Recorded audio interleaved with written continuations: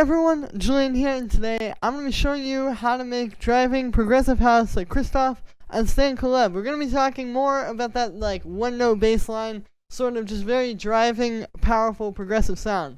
As usual, you can get the full project files, samples, MIDI, presets, everything like that from this video. It's available right at the top of the description on my Bandcamp, and if you're a patron on my Patreon, check there because it's already available. And yeah, let's get started. So, this is a little from the intro. We're at 124 BPM. First sound here is this lead.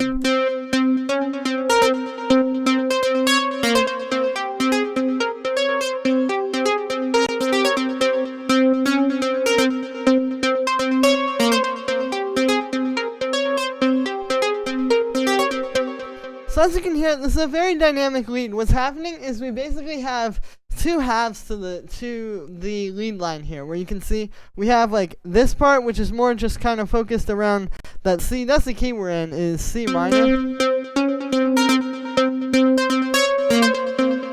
And then we have this one over here where it goes. So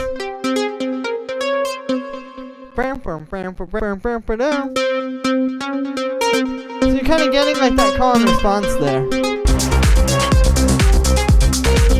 Another thing you'll notice is that the lead plays a really simple pattern while this sound is playing. Like if you look at this,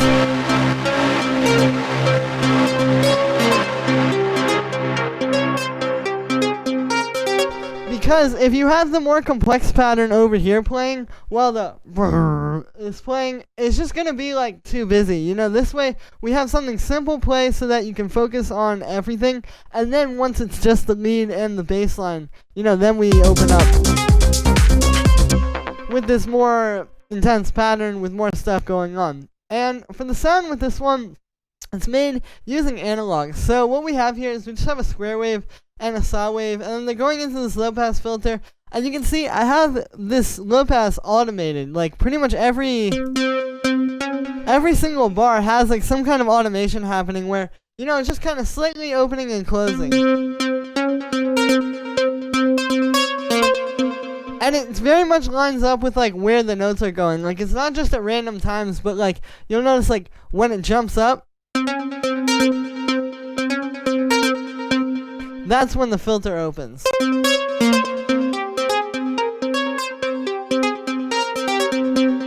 So yeah, that's what you want to try to do with the automations here. It's like, it's not just a matter of having automation, it's making the automation work together with the lead and the pattern that's being played. And that's what really makes this like dynamic, exciting lead like this, while still being really simple. You know, the notes are still really simple. It's not too many notes. It still fits into the track nicely, but it's doing a lot.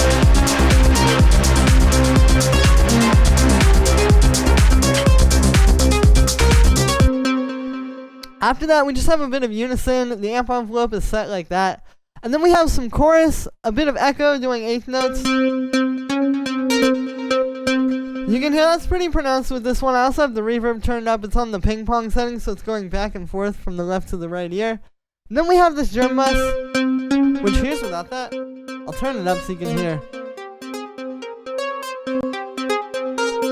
So you can hear, even without it, at a louder volume actually than it is with it, it's still like not as fat and not as big sounding as when we just put the drum bus on. So yeah, it's really good for just making your sounds really fat like this, especially if it's just like a nice, almost kind of percussive lead where it's very plucky.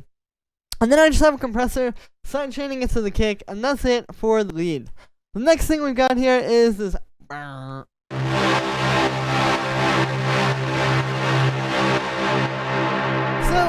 These are a bit of a challenge to make sometimes with like just using a synth. Like a lot of times people use like different samples, like, you know, like a war horn type of sample or something like that, and then combine it with synthesis. But it is very possible to make it entirely with a synth. The thing you have to keep in mind is just making it as big and as huge as you possibly can. And when you think it's the biggest sound that you've ever made, you need to make it even bigger and even fatter, because it's just like, it just needs to be massive. Like, as long as you have like a really, really big sounding, it's gonna work. If you just have like a little, it's not really gonna work right. But it needs to really feel huge like this. And when you hear these in a lot of these guys' tracks, like, it may not even seem like it's that big, but trust me, they're putting a lot of effort into making this as big and as full as they can possibly be, because it's just the only way that this is going to work in the mix. So, I've got this just playing C, that's the key we're in, you know, pretty simple, it just plays the root note. And what's happening here is we have 2 layers. So, I'll show you, I'll turn off all the processing actually, so that you can see what these sound like just coming straight out of the synth. Okay, so here is the first layer. I'll turn it up a bit. And then here's the second layer.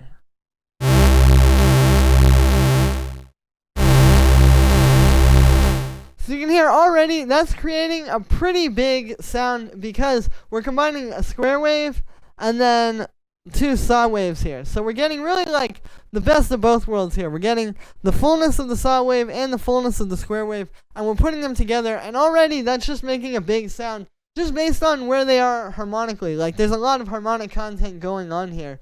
You can see I've got the saw waves going through a notch filter, which has a bit of an LFO on the resonance. You know, it kind of gives it that like sort of movement thing happening there. Amp envelope is set like that, and then we just have some unison. And then on the second one, yeah, like I said, it's just a square wave, and then we've got a bit of unison on that. And then we turn on all these effects here.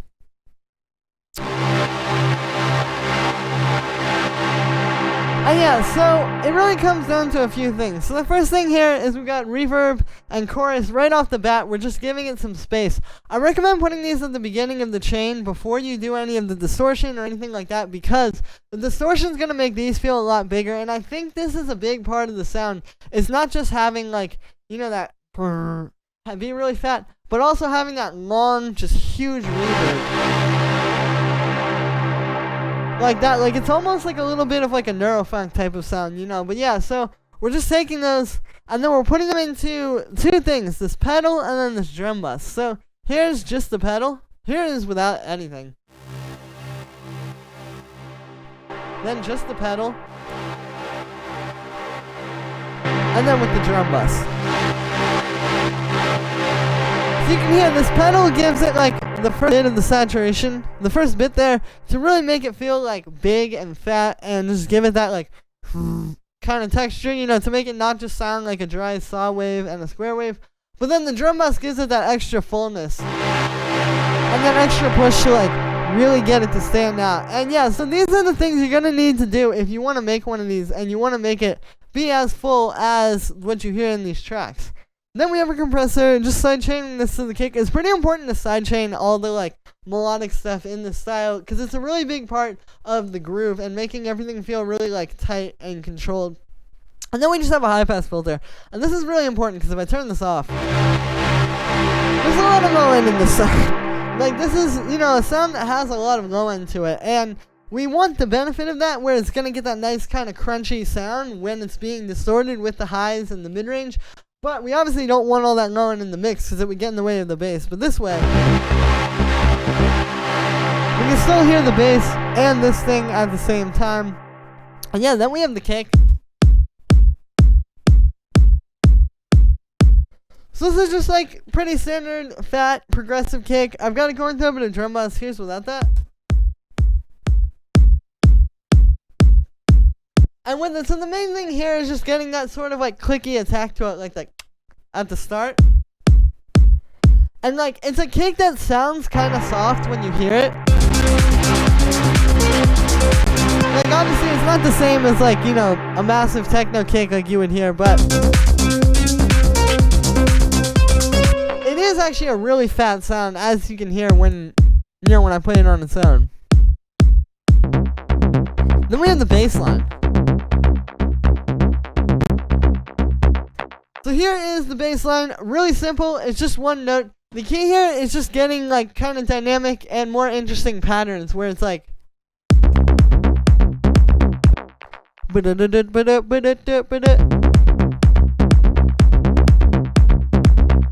know, rather than just having it go like the whole way through, it's a lot more of like an interesting pattern to listen to. And that's the thing, when you only have one note here, you're focusing more on like the rhythm of the pattern, and you can do a lot more with a lot less.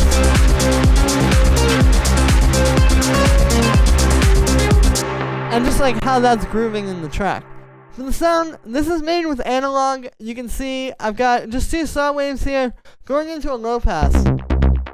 And this low pass, it's important to really work with the envelope and like the envelope amount as well as the decay and the sustain, because you really need this like kind of very tight,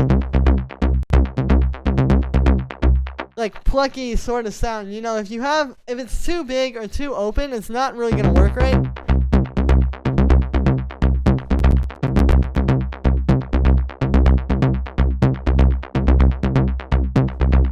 So we just got that set like that to make it like really, you know, pluck. Because if you don't have the right amount of pluckiness to this, it's gonna sound really like soft and weak in the mix. I was learning this when I made this. It's like, you know, you really have to pay attention to getting that like, so it stands out in the mix.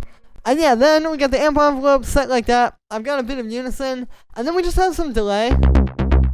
You can see I filtered the delay. So the delay is important with these kinds of bass lines, and the secret is to filter it, because if we turn that filter off, obviously it can become a mess really quickly, but you just want this like little sort of fizzly like high-end thing happening, just to give it a bit of motion and nothing more. And then we just got some drum bass beefing it up. I have this bass mono as well because of the unison. So all this is doing is it's just converting every frequency below 161 hertz to mono. So we still get some of that chorusy feel from the unison, but the actual like low end isn't going to be all weird and stereo. Then we just have this EQ8 cutting at 100 hertz, boosting the low end a bit. And then finally we just have a compressor side chaining it to the kick. And that is it for the bass line. And then the kick and bass are just in a group with a bit of saturation. Here's without that. And then with it. So you can hear, obviously it makes them a bit louder, a bit fatter. But what it really does is just kind of glues the low end together so that, you know, it really feels tight. And like one low end rather than like the kick and bass separately. And this is something like a lot of tutorial tracks, quote unquote, don't always sound like the pros. I think it's because a lot of times they're missing this. Like they'll get a good kick, a good bass line, but if you don't do this, it just isn't going to sound like these tracks. That's simply it. Like this is what everybody does to get their kick and their bass and really other sounds, as you can see I've done with the shakers and the hi-hats and the percussion here, to really feel like full and really work together. Like it's not just about being able to make each element side by side. It's about making the elements that fit together, like in this case, the low end elements. It's about making them really work and synergize into a powerful track.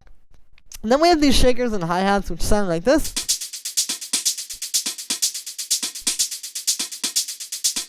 So you can see we kind of have a few different layers of stuff going on. We have like this main shaker. And this hi-hat underneath it. So those are sort of like right up in your face. But then we also have these background elements, which are adding a lot of groove and a lot of movement as well, and they're a little bit quieter. So the main thing to keep in mind here is like the way you're mixing all these different elements. You know, it's like, you can see this main shaker is the loudest thing in the mix of the shakers. And every time it hits, you can see this group volume jumping up. You know, even though it might even be a smaller sound technically than like some of the other hi-hats, it sounds really big and full just based off how we leveled it and like how it's fitting in the mix volume wise. So that's definitely, you know, something to keep in mind. Because typically you want these to be like more of like a shaker sound. You know, you want that like kind of more organic feel to it. And so that's how you do it. Find the best possible shaker sample you can find.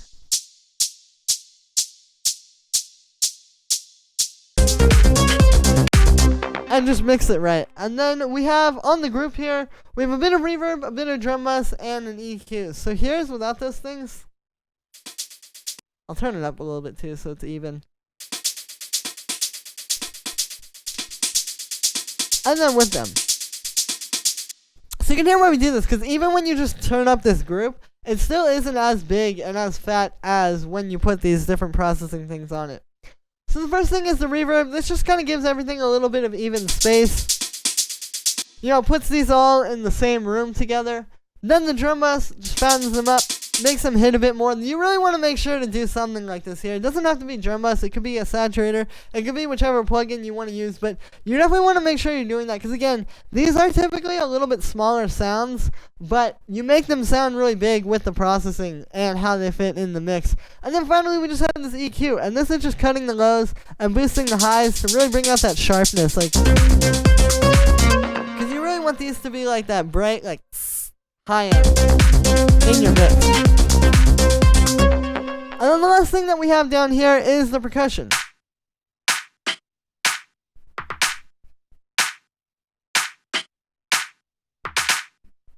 Which is really simple. It's just like this nice fat progressive clap. You can see I have that track delayed a little bit, so if I play it with the kick, it kind of hits a little bit before the kick, but it makes the groove feel more organic. And then it's just these little percussive sounds. It just adds some little, like, sort of punctuation to the beat. You know, like, it's not too crazy. It's not too much happening in the mix, but it's just enough to where, like, it adds some extra punctuation. So it's all about being subtle with those while still adding depth to the track. And then on the group of percussion, we just have some drum bus and some EQ. Here's without those, and I'll turn this up so it's even.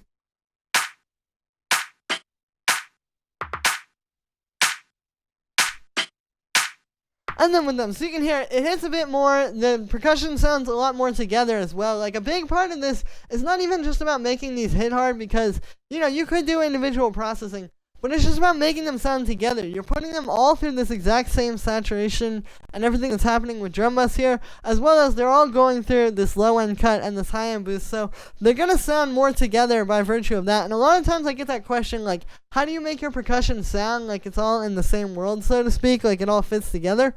A lot of times it's not so much about the samples fitting together as it is about just the processing and the fact that they're all going through the same thing, giving them that same feel.